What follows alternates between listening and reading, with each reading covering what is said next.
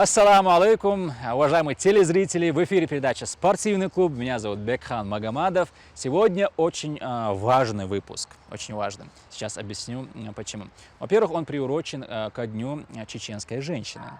А во-вторых, передача у нас называется «Чеченская женщина в спорте». Мы специально для этого приехали сюда, в Грозный, на отведенное специальное место, такое поле тренировочное, где лучницы, а именно о них мы сегодня будем говорить, проводят свои тренировки, занимаются. Сегодня познакомимся с ними, посмотрим, каких результатов они добились. Это тоже очень важно подчеркнуть. Ну и приятного просмотра. Пожалуй, этот год для лучников из Чеченской Республики стал знаковым. Ведь в месяце август прошел первый официальный турнир по стрельбе из лука. А это значит, что они могут участвовать и на СКФО, на первенствах и чемпионатах России. Там же участвовали и наши спортсменки. А тот факт, что вице-президентом Федерации стрельбы из лука Чеченской Республики является женщина, говорит о многом. Зулиган, Хамар Шайогел. У нас на самом деле тема сложная, но очень важная. Это женщина в спорте. Действительно, об этом редко говорят, но женщина в чеченском спорте – это очень интересное явление. Всегда были у нас спортсменки, и всегда они тихо занимались, так сказать, своим делом. То есть продвигали спорт в Чеченской Республике и не только. А сейчас стрельба из лука набирает обороты, она становится очень таким развивающимся направлением, и очень многие девушки занимаются стрельбой из лука, а ты являешься вице-президентом Федерации, и это такое на самом деле знаковое событие. Вот первый вопрос хотелось бы задать следующий. Насколько сложно быть вице-президентом Федерации стрельбы из лука в нашей республике? Честно говоря, когда ты впервые что-то начинаешь, это бывает очень сложно. Сложно сделать первый шаг. Вот реально это сложно. Когда ты делаешь первый шаг, он, конечно, является ответственным. И после первого шага уже следующий шаг более легче бывает сделать. Поэтому вот вначале было очень сложно открыть федерацию стрельбы из лука, быть тренером, тренировать детей, участвовать. Знаю, что у нас как-то по менталитету в основном женщина должна быть в кухне с детьми. Конечно же, мы это все понимаем. Я не просто так сказал, что это сложный момент на самом деле. Ну, и там везде успеваем, потому что приходится успевать. А так сейчас, алхамдулилlah, с годами уже этот вид спорта становится очень популярным в республике. Девушек становится еще больше. Раньше я была единственной лучницей, а теперь я не могу сказать, что я единственная лучница, потому что у нас есть много желающих. И я думаю, что уже немного осталось, чтобы как говорится, чтобы меня превзойти. Я думаю, что мои ученики обязательно это сделают. Сделают. Ну, смотри, давай с этого начнем. Вообще, сколько уже федерация существует в нашей республике, Федерация стрельбы из лука? Она существует не так давно, несколько лет. Вот. И за этот период времени у нас есть очень положительная динамика в этом направлении. Настолько вот, стрельба из лука начали в республике очень хорошо тренироваться. Наши спортсмены и в Бинойской весне уже включили в эту дисциплину, когда бывают какие-то массовые спортивные мероприятия, какие-то обязательно включают в этот вид спорта. Например, у нас недавно прошло в Тумкелинском районе столетие образования Тумкелинского района, и туда включили стрельбу из лука. То есть уже он каждым годом набирает обороты. В 2019 году я стала сотрудницей Министерства спорта Чеченской Республики, и там ближе познакомилась, узнала, что у нас есть такая федерация, хотя на самом деле лучный спорт мне всегда был интересен. И лучшая лучница на данный момент Чеченской Республики Зулихан Алдамова, моя близкая подруга. Я как-то сказала, можно мне тоже прийти на тренировку в шутку? Она сказала, конечно, можно, даже нужно. И вот с тех пор это, можно сказать, такое любительское занятие было, но так сложилось, что она настояла, увидела во мне какой-то потенциал, и в этом году я впервые участвовала в соревнованиях. Первый раз я смогла занять второе место, В более крупном турнире, республиканском, Биноевская весна, я заняла 3-е место, там была очень сильная борьба. И вот когда такие процессы происходят, хочется заниматься, улучшать результат. И таким образом я подружилась с этим видом спорта. То есть, получается, с 2019 года ты уже занимаешься? Да, это, конечно, нестабильно было, Ага. так как у меня тренер не очень строгий, Ага. и была сильная загруженность на работе. А стабильнее, можно сказать, вот последние полгода. Увлечение Пятимат Ахматовой превратилось в любимое занятие всей семьи. Они с отцом, матерью и братом все вместе посещают тренировки и улучшают свои навыки. Примерно полгода назад я начала заниматься стрельбой из лука. Мне это занятие очень понравилось, и я постоянно хожу на тренировки, чувствую, как я развиваюсь. Моими тренировками и моими достижениями радуется моя семья. Я тоже очень люблю заниматься этим делом. И моя семья тоже занимается с нами стрельбой из лука. Мы спортивная семья. Каждый день, почти каждый день тренируемся. И, конечно же, любим спорт. Мама, попробуй, постреляй со мной. И так я попробовала. И немножко получалось. Начало получаться постепенно. Сперва, конечно, руки болели, но потом уже привыкла. Каждый раз хочется еще стрелять. Отвлекаешься от всего, от домашнего, от всего. Ты прежде занималась вообще стрельбой из лука? Понятное дело, что если открывается какая-то федерация, если кто-то у руководящей должности стоит, естественно, человек должен быть с опытом, который умеет работать в этом направлении, который хоть что-то знает об этом направлении. Как ты пришла в стрельбу из лука?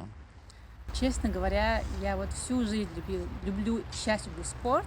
Я поклонница. Если можно было бы вернуть какое-то время, я бы действительно посвятила себя именно в сфере спорта. Ну, как спортсменка, имеется в виду. Прежде чем ответить на этот вопрос, хочу поделиться с нашими телезрителями. Так, друзья, Зулихан работает в пресс-службе нашего Министерства спорта. Вот так вот. И это случилось случайно. Это был 2014 год. До меня лучница, когда она ушла, в 2015 году мне предложили, Минспорт мне предложил, чтобы я дальше продолжила и чтобы я дальше начала уже тренироваться. Конечно, для меня это было дико. Я никогда не думала, что я буду стрелять из лука, но, как говорится, жизнь не спрашивать пришлось. Так, ты сама училась? Да, я сама училась, напарник помогал, потом мы с мамой поехали в Нальчик, и там проходили несколько сборы. Там у нас в Нальчике есть и очень сильные специалисты именно в этом области. Вот, и там, я помню, мы с мамой туда поехали, и на несколько дней на сбор мы туда поехали, и тоже там научились каким-то навыкам.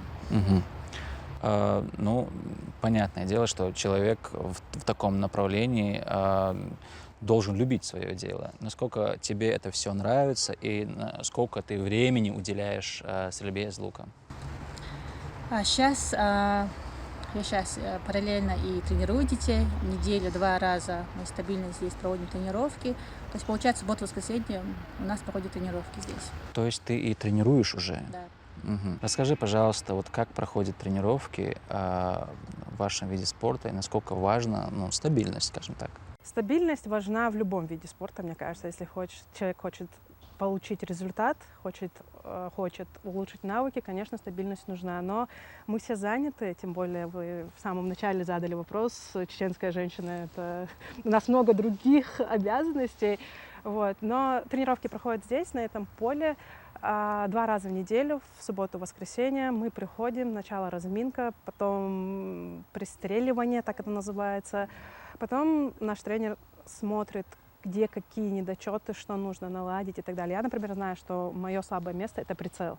То есть техника выполнения — все хорошо, руки поставлены правильно, но с прицелом немножко сложновато, поэтому я и уступаю, можно сказать, первые места. Раскрой, пожалуйста, прицел. Что это вообще, как это все проявляется? Почему ты считаешь, что ты в этом слабая? В лучном спорте есть дистанции. Так.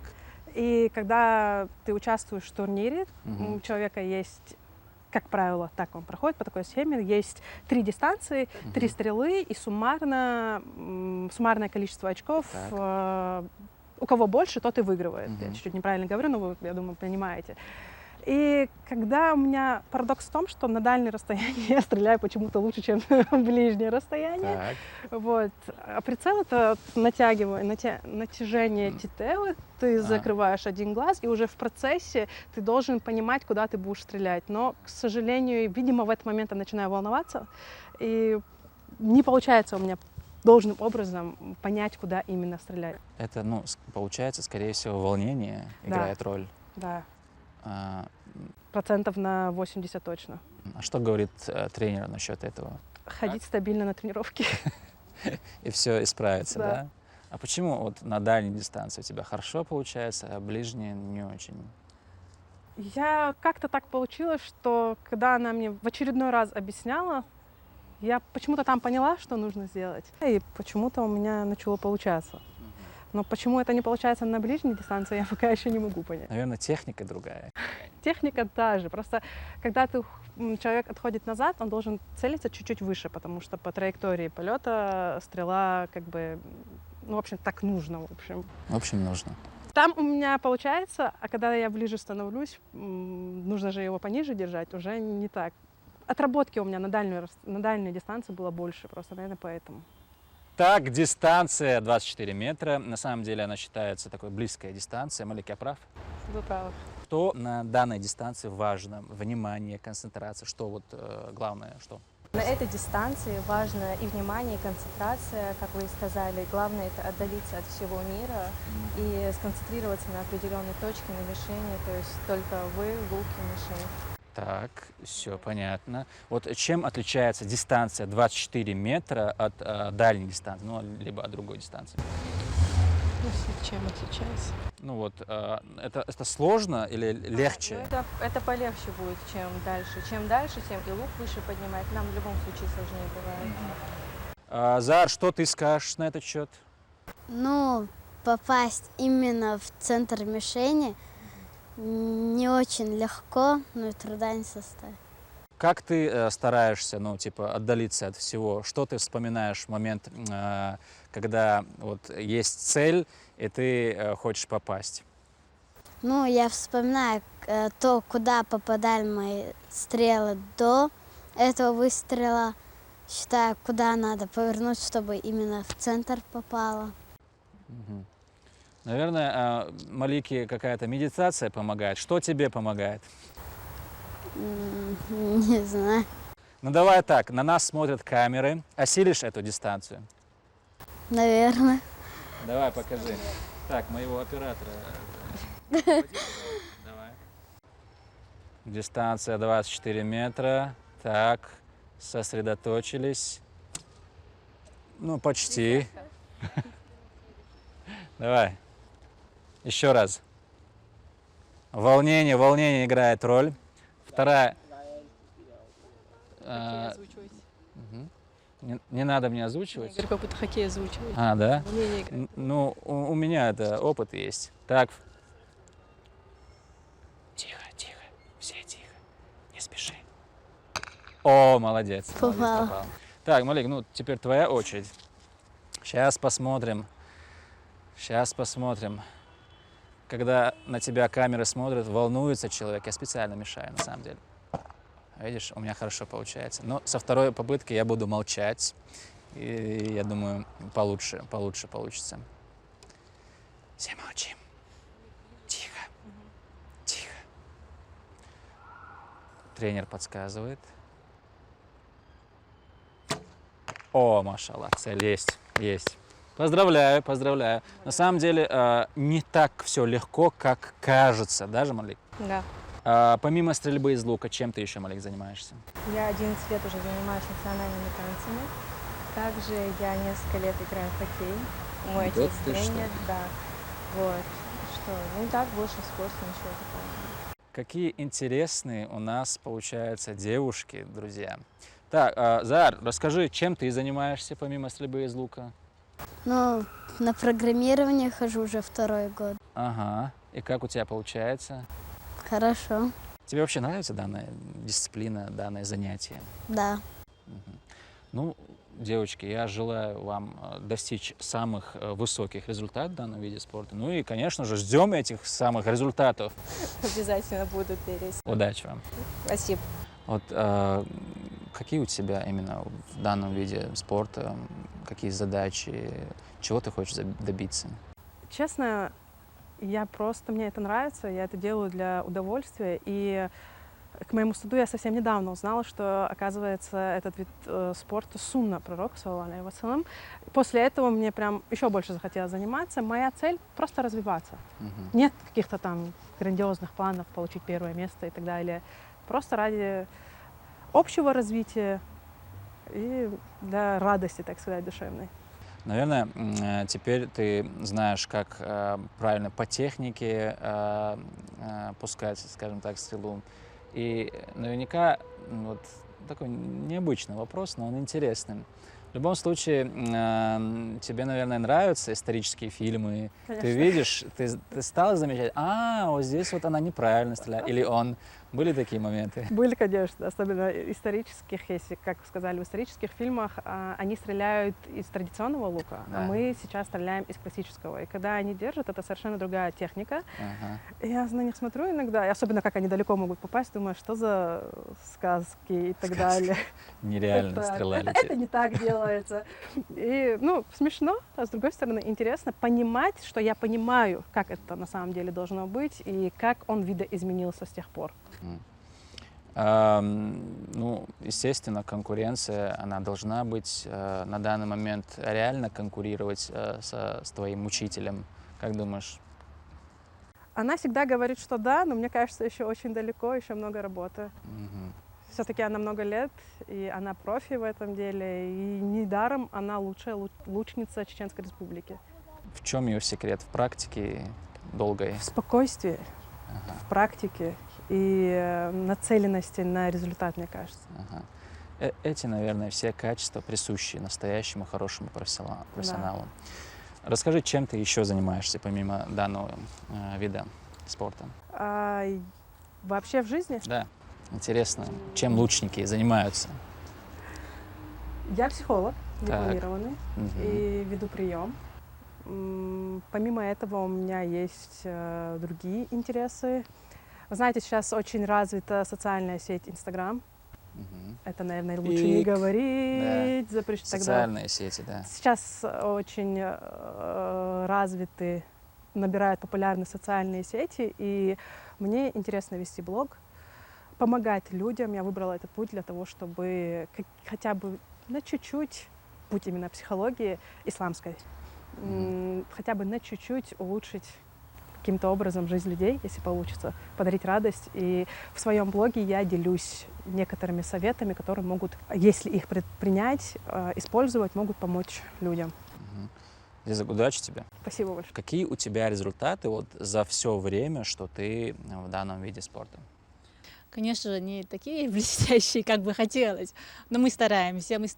Вот, являюсь двукратным призером фестиваля культуры спорта народов Юга России. Они раньше назывались Кавказскими играми, потом чемпионка республики, чемпионка Тумкалинского района, когда проходили вот так вот. Ну, это на самом деле серьезные результаты.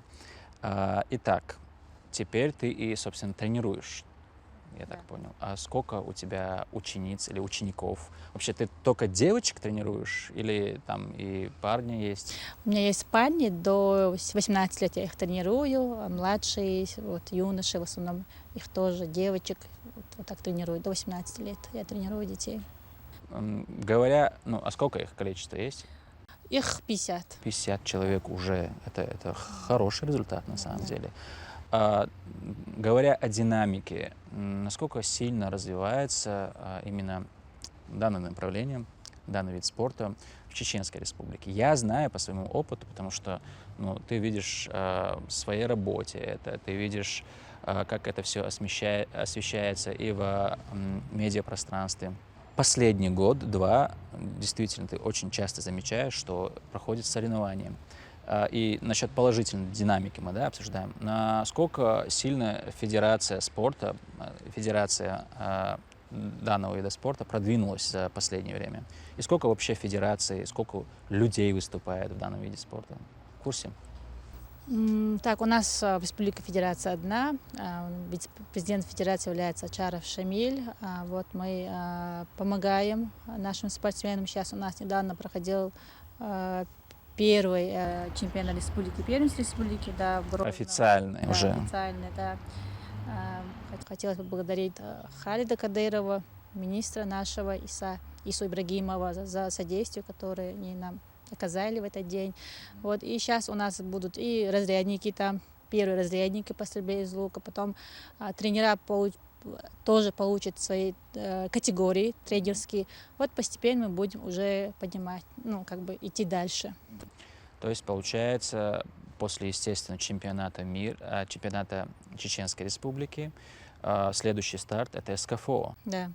Уже есть команда, которая будет там выступать? Да, конечно, мы сейчас над этим заработаем. В данный момент мы готовимся к фестивалю Юг России, который пройдет буквально послезавтра в Ставрополе. Да, в прошлом году у нас в Грозном проходил. Сейчас делаем акцент на этот фестиваль. И, конечно же, после фестиваля мы будем уже рассматривать СКФО и уже дальше. Фестиваль культуры и спорта народов Юга России — это действительно очень сильные такие соревнования, сам, в принципе, фестиваль, который ежегодно проходит, и это на самом деле очень такое знаковое событие. Кто там будет выступать? Там Имеется в виду именно от вашей федерации. Пока я. Ох ты! Думаю, уже в следующем году будут уже мои ученики. Ага. А с других регионов там будут тоже, ну... Да, с всех регионов там будут участвовать одна женщина и один мужчина. Насколько много желающих выступать в данном виде спорта, тренироваться?